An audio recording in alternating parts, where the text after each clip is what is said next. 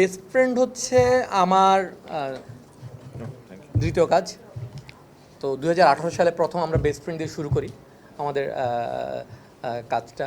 তো প্রথমে এক্সপেকটেশন অতটা ছিল না, যেহেতু প্রথম দিকে শুরুর দিকের কাজ, তো ওটার প্রাপ্তিটা অনেক বেশি ছিল।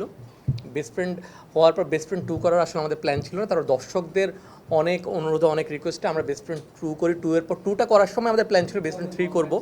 সো এরপর বেস্ট ফ্রেন্ড 3 আসে, এটা 2021 সালে। আসার পর আসলে বেস্ট ফ্রেন্ড 3 তখনকার দিনে মনে হয় আমরা যে পরিমাণ সাড়া পেয়েছি, আমাদের লাইফে এই ধরনের পাবো কিনা আমরা আসলে জানি না, হয়তো পেতেও পারি আরও ভালো কিছু হলে। কিন্তু ওইটা আমাদের জন্য সবচেয়ে বেস্ট এক্সপিরিয়েন্স ছিল, আমার জন্য, আমি জানি না জোয়ান ভাইয়ের জন্য, আমাদের সবার জন্য বেস্ট এক্সপিরিয়েন্স ছিল। সো এরপর অনেক গ্যাপ হয়ে যাওয়ার পর দর্শক বারবার আমাদেরকে আসলে বলতে চাইছে যে বেস্ট ফ্রেন্ড আরেকটা আমরা সিরিজ যদি আনি। তো আমি একটা গল্প চিন্তা করছিলাম অনেক দিন ধরে। তো লাস্ট ইয়ার আমরা একটা গল্প সবাই মিলে এটা আসলে সম্মত হই, পাপ্পু ভাইকে শোনাই, পাপ্পু ভাইও ইন্টারেস্টেড হয় গল্পটা করব। তারপর হচ্ছে আমরা শুরু করি জানুয়ারিতে। প্রথম আমাদের প্ল্যান ছিল ভ্যালেন্টাইনে আনা। সো গল্প শুটিং বা আরও কিছু পারপাস এডিটিং সব কিছু মিলে আমরা আসলে ভ্যালেন্টাইন আনতে পারি, আমরা ঈদে গল্পটা নিয়ে আসি। Mr. Noodle, amazing taste. So এটা যেহেতু আমরা একটু বড় আকারে করেছি, গল্পের ডিউরেশনটা অনেক বড় হয়ে গেছে, 1 ঘন্টা 40 মিনিটের।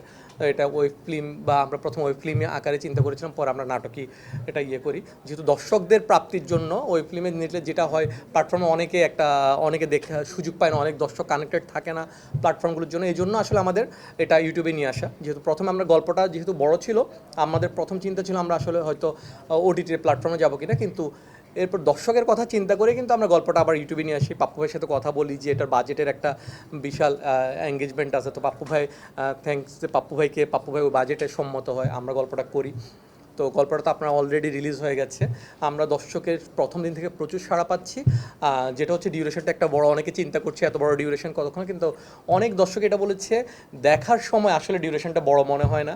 আমাকে জোয়ান ভাইও যখন দেখেছে, ভাবিও তখন এটা স্ট্যাটাস দিয়েছিল। আমি অনেকের থেকে এই ধরনের পেয়েছি, অনেক আর্টিস্ট অনেকের থেকে আজকেও আমাকে 2জন আর্টিস্ট ফোন দিয়েছে।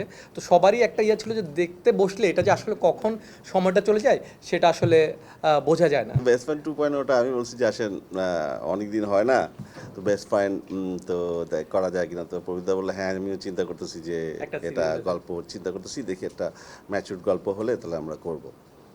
তো এইভাবে শুরু করা। আর এটা তো আসলে বেস্ট ফ্রেন্ড একটা ব্র্যান্ড, তো এখানে যেখানে যাবে, যে চ্যানেলে যাবে ওখানেই চলার কথা।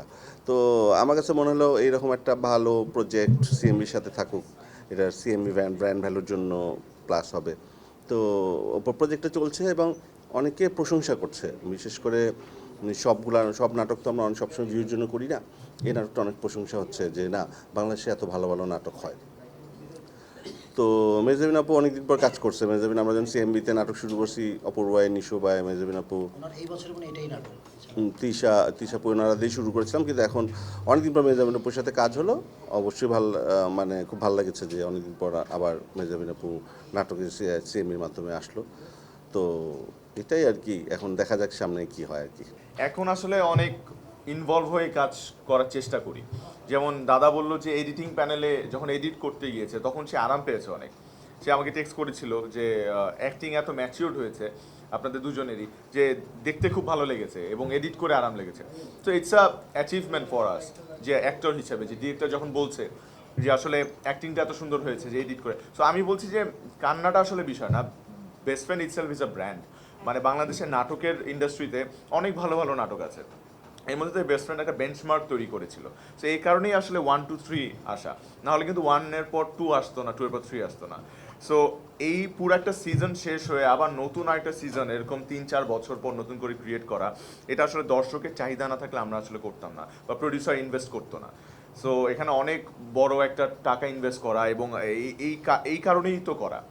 সো আমার একটা এক্সপিরিয়েন্স আমি বলি, সেটা হচ্ছে আমার ফ্যামিলি মেম্বারদের মধ্যেই একজন, সে হচ্ছে একটা প্রাইভেট ইউনিভার্সিটিতে পড়ে। ওদের জাস্ট গত বছর বিয়ে হয়েছে।